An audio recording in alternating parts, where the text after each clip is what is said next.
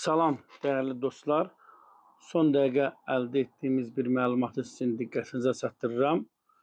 Deməli, mən yadınızdadırsa, Rzayev Şücaət Gülbaba oğlunun Bakı İstintaq Təcridxanasında vəhşicəsinə döyülməsindən danışmışdım.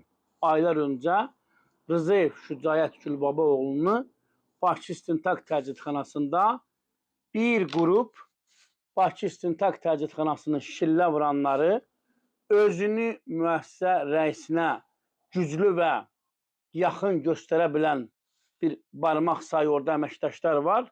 Heydərov Arif Musoğlu'dur, ondan Asiman'dır, nə bilim orada digər adları var idi, Emin idi, nə bilim kim idi. Yəni Əhədin özündən belə Rzayev Şücaət şikayət eləmişdi.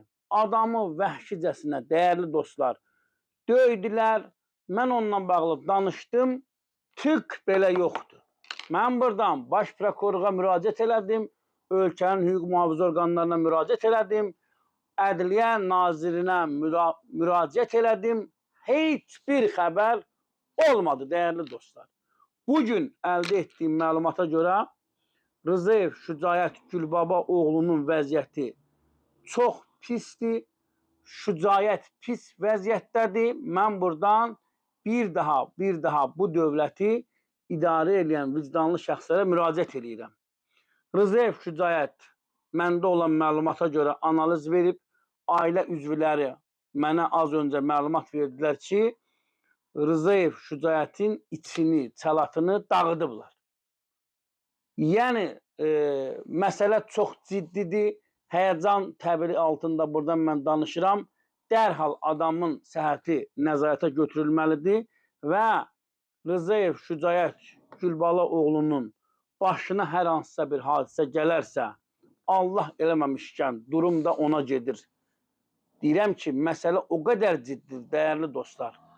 Həyat yoldaşı və övladı ağlaya indi mənə zəng eləmişdilər.